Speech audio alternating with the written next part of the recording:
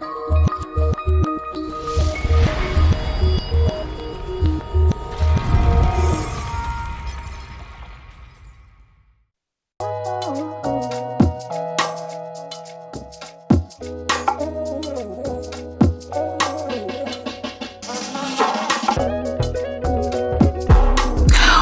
to another episode of The Checklist, where we chat with event experts about the state of event culture and get you tips to help you elevate your next event.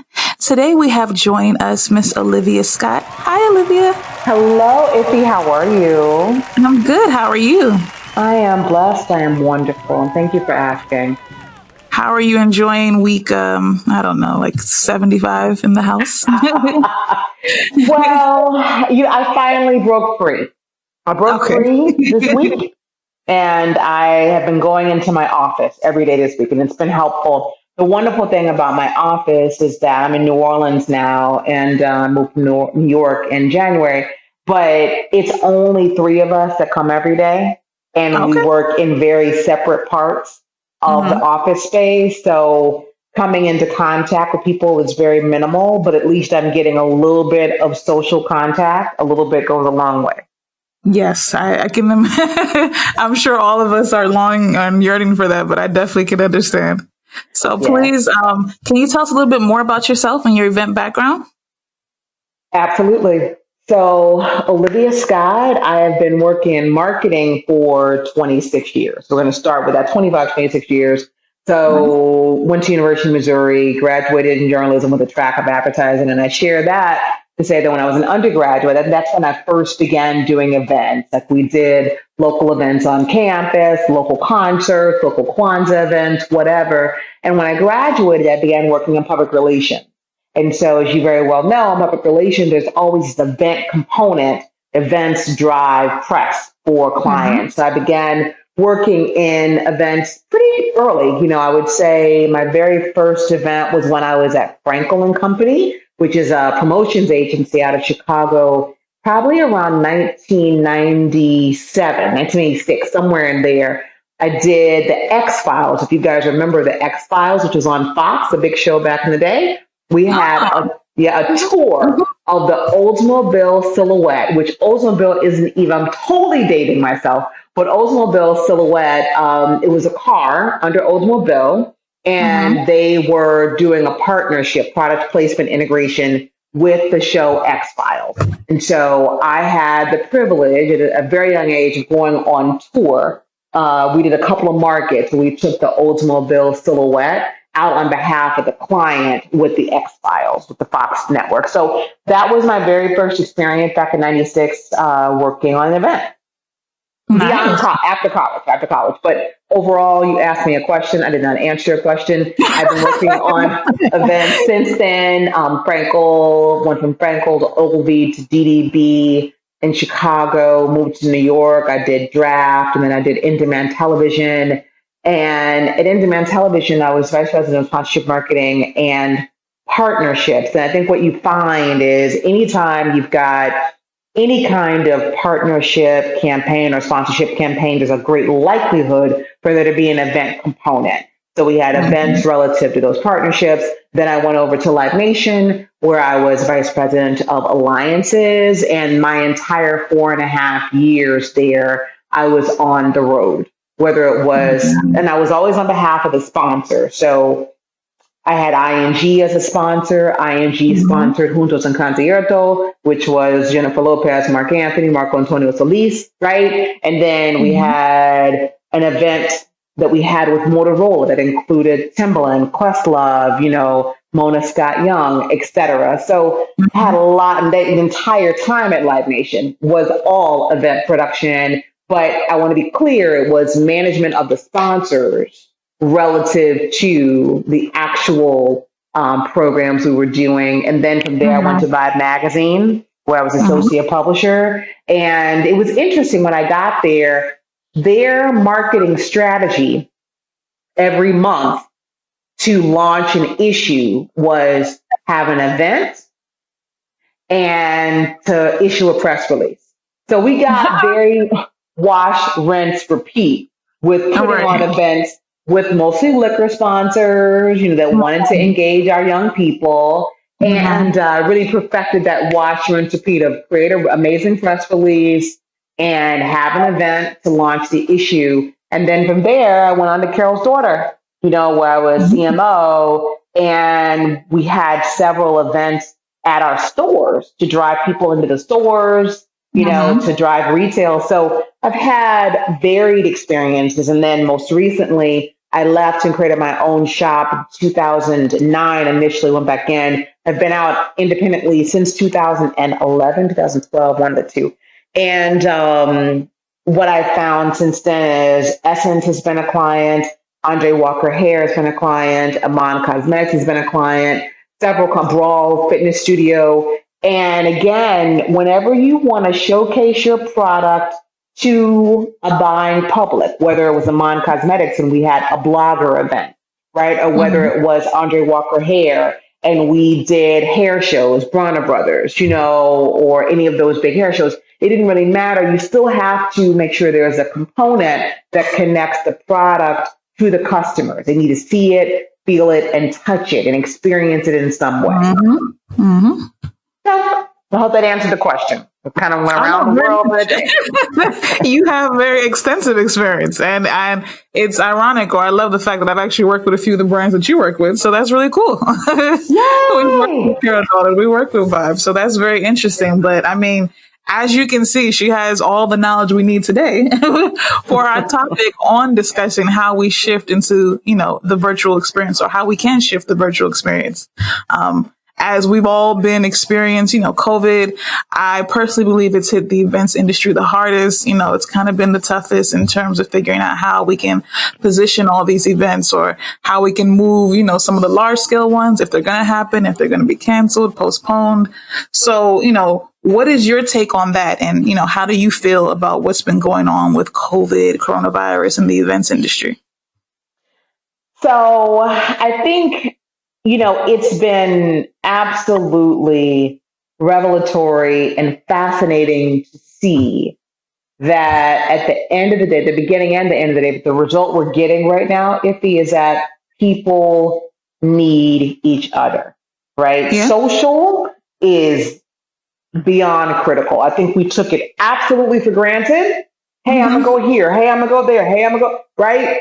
But not even about going to a bar to hang out, but just going over to a friend's house, being able to be in the same room. So to answer your question directly, because I want to make sure I stay on task, I think that, it's sad, of course, when you think about all the people, the production people, the physical, tangible, tactile, lighting, sound, rigging people that are just completely out of work. It's painful to watch and to stomach. So definitely, praying and just, wishing everyone the ability to look deep and find other things to pivot to. Right? What other skills do you have? What other things can you be doing with your time until your jobs come back? But at the same time, when I think about what it's doing to the event industry, I think it's also requiring a really big pivot, the word of the year, as we know. And it's requiring a lot of innovation, as well. No, definitely. So how has that applied to like some of the clients and projects that you've been working with? Have you, jumped on board? Or are you doing online events or digital events in that capacity? I am. So I've got a couple different things. So one was a fitness studio that I've worked with, Brawl, and they're out of New York City or Jersey. And we quickly had to adopt a virtual class model. And it was challenging. I found there what was most challenging, but also most human at the same time, was, we had to ask all of the teachers, will you be comfortable teaching from home? And in New York City and New Jersey, that's a different proposition because people are living in studios in one bedroom. People don't necessarily have space, that looks appropriate for a live class. So that was interesting to be a part of, but we did do that successfully and unfortunately, the money didn't necessarily follow it. You know what I mean? And it's challenges. We know with overhead, you've got a gym facility you got to pay rent on, but you got classes that are operating from home, so whatever. But we also found there that community wise, people really truly want to come to a place to work out with other people. They want to work out with other people. So, that was interesting. I think I have two other ones. One is Freedom at the Mat, which, as you may or may not know, is my yoga practice. And I just moved to New Orleans to really expand Freedom at the Mat and to really spend some dedicated time on it. And then all of a sudden, we have COVID. So there as well, we have been pivoting to a virtual model, and I'll go more into some of the learning on that. And then lastly, I've been working with the Essence Festival for 6 years. And this was the first year in which we canceled the festival, but I also lead their wellness vertical, which is a blessing because wellness is very important to me. And what I would share is, we had to produce virtual summits instead of live events. I just produced the Wellness House for Essence in Atlanta on March 7th.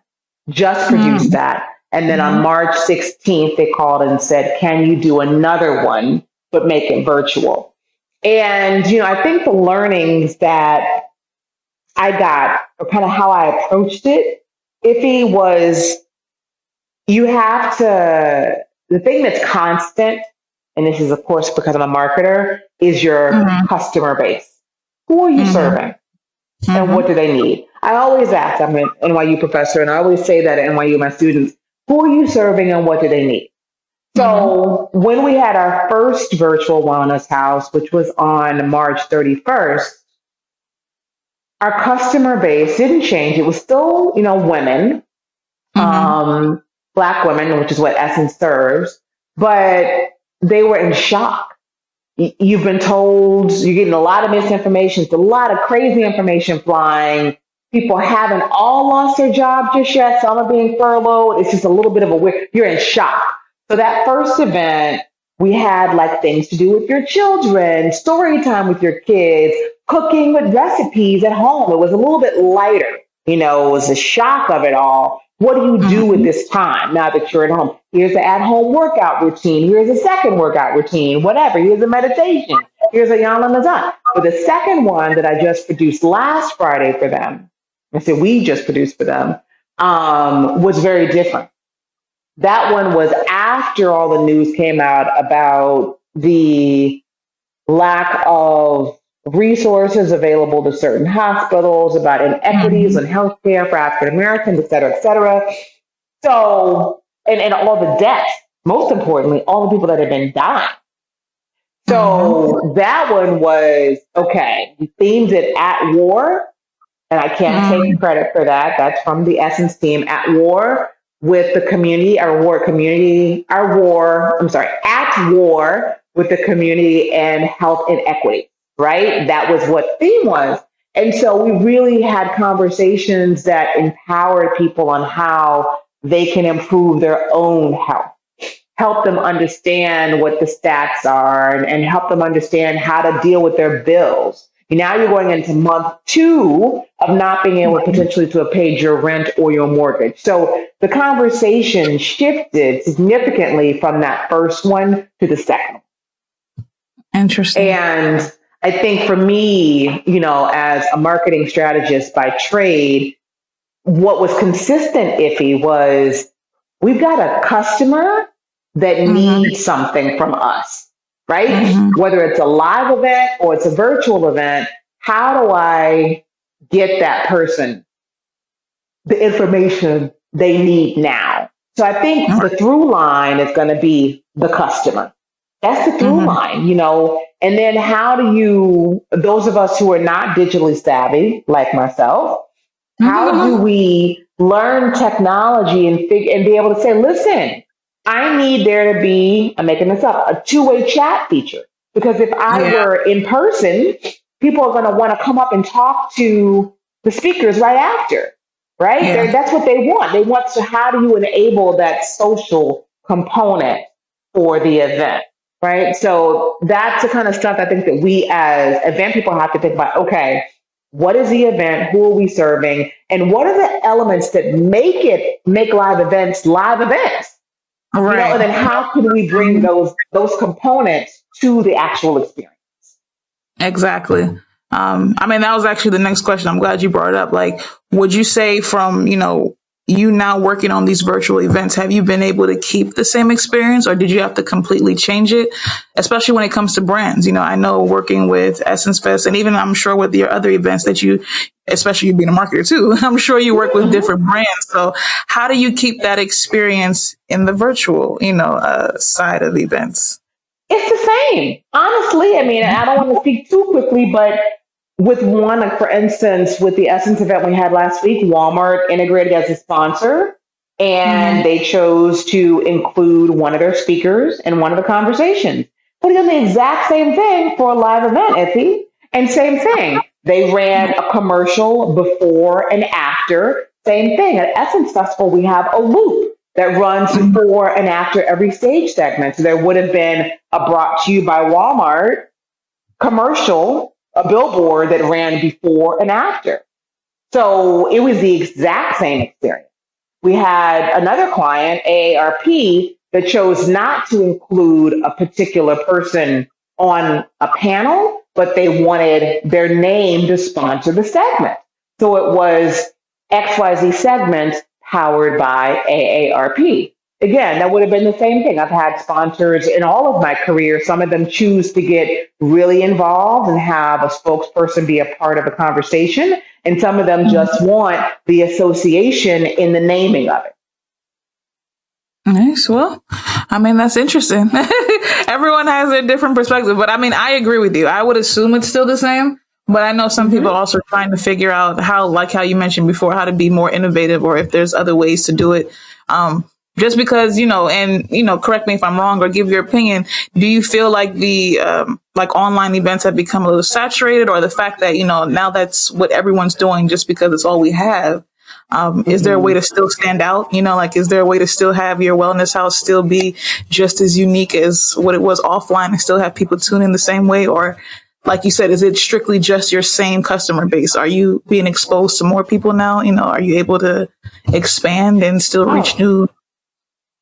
Well, that was like 4 questions. So I'm going to answer one of them and you're going to come back and like give me the other ones I didn't answer. But, okay. But I think, absolutely the opportunity to reach a global audience base has presented itself, which is incredible, right? It's like now I can reach people in Zambia or, Namibia or in, Shanghai through my event. Oh my God, that's exciting. That's really exciting to me that I can reach an international audience or Jamaica or, wherever. That's exciting. I think your marketing then has to reflect that. If you know that opportunity is there, I might, if I were an event producer, I might say, you know what, look at your data, right? Where your emails coming from, right? So if you are a New York City based company and you look at your email database and you see that, I'm making this up, 10% of your customer base is from South Africa or from Jamaica or from Trinidad. This could be the opportunity to engage those people who might have a harder time coming over for a wellness house event to actually participate in it, right? So then in my marketing strategy, I might laser focus on specifically reaching that audience and saying, hey guys, Essence Wellness House, we know we got 10% of our user base, which is from South Africa. We're going to market to you guys that we're having a live virtual event for free you can tap into so you can get access to this brand that you love so much. That presents an opportunity, to us as well. And then you asked, what else did you ask me? I felt you asked a couple more questions. Well, I mean, that was the base of it. It was really just understanding if you can, with the online experience, if you're still able to expand outside of your original customer base and whether that affects the experience. So I think you did answer it.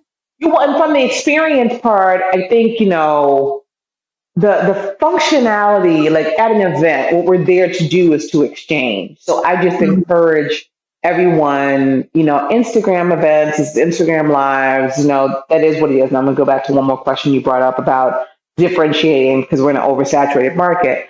But I believe that we have a really special opportunity to learn how to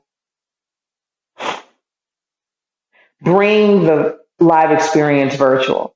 Like one of the things that I have continued to say is like, let's make sure the two-way chat is available because again, from a live event perspective, people come out to meet other people. And what we found was the community chat for Essence in particular was completely available and people were using it. But if I want to ask the speaker a question, you want to make sure if you can have that figured out, you're golden. And I'll speak for myself. One more thing with my Freedom at the Mat yoga class, it's been really, really cool, is we have been able to bring social wellness into it because I've been able to use Zoom's breakout rooms. And so people right now, I'm finding they need more than ever, Iffy, the opportunity to speak to another person and be heard. This is not just because we're in our houses, we're quarantined, we're on lockdown, we're doing a lot of texting, a lot of emailing. And I find that now we're kind of in this, you said week 75, and we don't know when it's going to end. I've committed every day to talk to one friend a day. I'm trying to talk to a friend a day, right? And in that talking to one friend a day, I'm really hopeful that I can just continue to engage socially. So I find that that's something that we should make sure that we figure out how to do with these events because honestly, that's why we leave the house because we want to engage. So make sure there's a chat feature and if there is a way for you to actually engage as well with your speakers because that's why if not, I could just watch a movie, which is a one-way experience from home. That's going to be the difference maker for this event. That's definitely true. That's definitely true. So with everything that, you've learned in the past couple of weeks or, maybe you've had some of this experience before, what kind of tips would you give someone that's trying to pivot right now or that is in that phase of still trying to make the decision of whether they postpone or completely go virtual, I think you have to go virtual. You have to. I think. Can I ask you before you answer? So, if you think we have to go virtual, do you think that it's here to stay? Like, would you say online events is here to stay for good, or at least for a longer term than maybe more than we expected? I think that online events are here for good. I think that they will never replace human contact, but I think that with the market expansion opportunity, there are going to be people that you will miss if you don't offer a blended model of live as well as, virtual, right? So if I even speak for myself or even like, we've talked about this at NYU. So I teach at NYU as well. We've been teaching online. What it's done for NYU is for the students that could not come to New York City and pay the money to live in a dorm and da-da-da-da-da. Guess what? Students from all over the world can now take NYU classes because the whole campus is opened up, right? So for them, they've educated, every school is now available to everybody throughout the world. So to me, that's the excitement right now is that, right? So they're going to I've talked to my dean, they're going to now offer a blended model, more online classes because of what this opportunity is presented. So I think it's going to go into a blended model. Because you're not going to, I look at my Freedom at the Mat. So I'm here in New Orleans now. When I was going to teach the class here in New Orleans, a live class. Well, COVID hit, Iffy. So I had to go virtual. And guess who supported me? My 15 women in New York City that's been supporting me for years. Nice. You see what I'm saying? So I'm now going to still offer a virtual class because my New York sisters, they love me. I built affinity with them for years. And they were sad when I was leaving. I was sad when I was leaving. So now I found a way to connect with that particular audience base. Interesting. You know No, what it's I'm saying? So I think we're gonna have to. yeah. No, I agree. And I have one more thing I want to say. I want to go back to the question you asked. You asked a question about market saturation and differentiation. I Mhm. just think, sister, I don't think it's any different than Mhm. anything else, which is Mhm. the message. Like, what's Yeah. your event gonna? The content, the creative is critical. How are you advertising? Mhm. Right? I think you still have to make sure you're putting on a heck of a good event. All I right. think we've seen some events that, and then the actual production of it. So it's the message, it's the creative, and the actual production. Because as I teach in my marketing classes all the time, I can get you in the door and I can put all that money into advertising, right? And then you come to my event and my event is whack, whether I don't deliver the speakers I said I was going to or the production is piss poor. Mhm. Either way, I'm not going to give you another chance. So when you come to me, I need you to really come to me for real, for real. Mhm. So with that said, I just think that it's something that we should make sure that whether it's a live event or it's a virtual event, that your content is on lock. All You're at the right. top of your game, no matter what. Mhm. So ultimately, it kind of depends on marketing in a sense, or making sure that that's just as strong. Like that hasn't changed, regardless if we switch from offline to online. Yeah, and again, you have to forgive me or not because I am a marketer, right? So Right. when I look at anything I do, it's from a marketing lens. If you look at Mhm. an event, okay, Mhm. that event, I'm gonna look at that as a marketing product. So if Mhm. you break down the event as a marketing product, you've got what is your pricing strategy? What is your market, your promotion strategy, right? Mhm. What's your distribution channel? Is it live or is it virtual? And what's Mhm. the actual product? So to me, those four P's, we all know traditional marketing of Mhm. your event, it doesn't change. Okay, break it down. What's the product? What are we actually selling? What is the intent of this event? Mhm. Right? How are we pricing it? Number two. Number three, how are we promoting it? Right? And then number four, Mhm. how are we distributing it? So to Mhm. me, you still got to break all that down. All that has to be found. And I Yeah. do, to your question you asked me earlier, I think for right now, I think we all have to pivot to virtual. Have to because people are not coming out. They're not going to be coming out to events in mass. And Yeah. everybody Yeah. is kind of, go ahead, Iffy. Oh no, I was saying it's funny you mentioned that. Like that was a question we asked earlier today. But some events are coming back, but does that mean attendees will start going? And I agree. I don't think people are looking to start gathering in masses just yet. Nope, they're not. Yeah. No, I think people are going to be like, wait, why is Iffy out? It's more like a scorn. Like, you going? You going to Right. actually go? Exactly. Exactly. Like, I think we're going to be dealing with this. And then, everybody's talking about the influenza season. So I think now we're Mhm. dealing with the threat of the influenza season, Mhm. the second wave. So I just think everybody, whether you like it or not, you got to figure it out. You got to really do the diligence. And as I share this as a person who is relatively technology averse, I'm pretty good with Zoom. I'm pretty good when forced to do Mhm. things, but I'm not digital native. I'm not a digital native. I told you I started my career in 1995, right? So Mhm.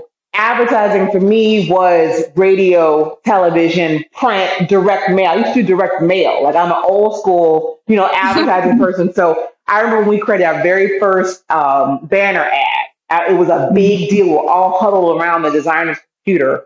It was for Honey Nut Cheerios, actually. Back in the day, it was like 1999. And it was a big deal, right? So I'm saying, like, I'm not digital native where you have the next generation of marketers that are coming up, and all they know is how to create for social and email and Yeah. digital platforms. Yeah. So for those of us that might be a little older and who are really like, I really just want to bring my event back. That's what we know.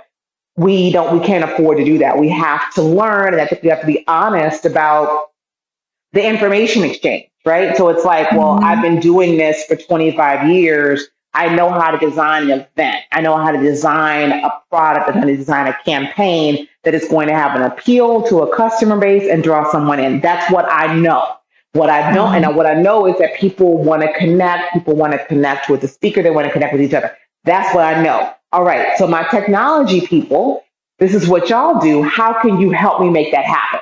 This is what I need Right. to do, All right. right? And just be honest about what you know and what you don't know, and like really cross pollinate the learnings and the information between the different generations to get us there. But we got to do it. Yeah. Yeah, I mean, it's a new future coming, right? I mean, like you said, it has definitely, it's something that's going to be around for a while, or it's here for good. So it's just more so embracing it, understanding how to make it work for you, make it work better that way. But I understand and agree 1,000%. So, I guess going back to the other question or the last question, what would be the 3 tips that you would give to someone that is currently trying to get involved with this experience or get ahead of this? I know, we've discussed branding and marketing, but is there anything else that you would suggest in order to have success in this new digital world of events? I think one, keep your customer in mind. Do Mhm. not get overwhelmed by the Mhm. technological hurdles or obstacles, whatever you may see them as. Keep your customer and keep your goal in mind. That's number Mhm. one. Know that it's achievable. Two, align yourself with a sound technology partner, Yeah. right? You got to do it. So find the people that can help you actually achieve your goal and partner with them. And then number three, I would say as you're building out your virtual model, keep an eye on making sure that you're keeping consistency of the event. So Yeah. if your event always included, I'm making this up, if your event always included a happy hour before, it included an introduction, it included a sponsor, it included an after party, make sure you include those same components. Yeah. Like don't deviate too far from your live experience, because that is why your customer base was coming to your event. So if All you right. can sell them on the fact that I'm going to continue to give you that same experience online, Mhm. and you can actually win with point number two, which is your technology partner, which can bring it to life, then you're Mhm. golden. No, that's true. Is there any experience you think wouldn't I guess, transition into the pivot world or the digital world? I think Or do you think the only thing we can't do is touch. That's all we can't Yeah. do. Yeah. That's it. Technology has made it that way. You're right. You never know. That may come next. We may figure out how we can do Yeah. that. Touch the screen and somehow like touch enable, touch finger. Yeah, but that's the only thing I think for, you know, products that require you to taste them, touch Hmm. them, or smell them. I think we Hmm. have to get super innovative around what that looks like product sampling. I Yeah. think right Yeah. now that particular, which you and I are very used to from Live Nation, where that's a big part of Hmm. the activations that happen. I think it Hmm. has to be very quickly, it turns into paper coupons that are redeemed online, and those have to be mailed Hmm. out, you Hmm. know? But beyond that, I don't think that there's anything that cannot be duplicated, because I think it's really about people longing for connection. All right. People want to be connected. And, there's some of us, and I tend to fall a little bit into the introvert land, who are kind of happy with the introvert. Those of us who are introverts, we're kind of happy with, like, okay, now I don't have to, I talked to a couple people who are like, we don't have to come up with an excuse for why I didn't want to go out to happy hour. Right? You know what I mean? Like for some of us, we're like, this is actually kind of cool because I don't have to have an excuse. But you've got some people that are just massive extroverts that feed off of energy from other people. And you have those in between. So you've got people out here who are longing to just be connected with other people. And there are a lot of experiences that still need to be had that I think people would support. I've seen amazing support, even when my Freedom at the Mat class is iffy. After I'm done teaching for an hour and 15 minutes, people stay on afterwards to talk to each other, you Yeah. know? And even like the Essence event we did last week, people were in the community chat. I'm from Maryland and so-and-so from Louisiana. I'm from Chicago. I'm from Detroit. People like, hey, I'm here. They want to be seen. They want to be touched. They want to be heard. So I Yeah. think that there are people will patronize your events. But to your point, there are a lot of events right now that are stealing market share from the ones that are really valuable. So you've got to Yeah. do, and this gets into the marketing part, you got to do a really great job, design a really great creative, have really great speakers, have a really good objective for your event, have a really great theme for your event, and have a really solid marketing plan to really break through that clutter. Because it's a lot of events fighting. It's like example I gave to a colleague recently was it's just like when digital music first happened, right? And just go to YouTube. And everybody who had Pro Tools or any of those editing tools, they could say that they were artists. And so what that did was it crowded the YouTube airways and the MySpace airways because anybody that could say that they could put a microphone to their ear and put some beats behind them, they were a rapper, they were a singer. So what they did was it made for A&R much more difficult for them to actually identify who the real artists were. So in the same way, you've got everybody and their mama having a live event right now. So you got to really do the job to create a stellar event, have a really great event design, and really have a solid marketing plan to break through because there's so much clutter. And if we look in the fitness world right now, one of my clients is a fitness client. I mean, she's trying to get people to buy classes, and it's like they're not going to spend the same amount of money that they would because people are offering free classes. And another thing I want to mention that I'd offer to her, and I'll offer here as well, is that, for fitness brands in particular, and it could be applicable to other categories, I'm just not sure, you have the opportunity right now to use this time to just do lead generation. So you might not want to make this the time to sell your products for full price. You might not want to, right? You might just want to make it the time of, you know what, try me. And I've seen a lot of did some research on some different fitness brands recently, and I found that like Aloe Moves, Peloton, Down Dog app, these guys have opened up use of their workouts for free. Some for 14 days. I think Beachbody has a 14-day trial. Aloe Moves, I think, has a 14-day trial. Peloton, I think they opened up their entire library for like 90 days. So people have opened up for free for people to try them on the strength and the hope that after COVID's over, that they'll have a database and they can market to you.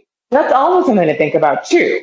Do you have it where you can charge a little bit less right now and just get the data of the customer, get them to try you, get them into your storehouse?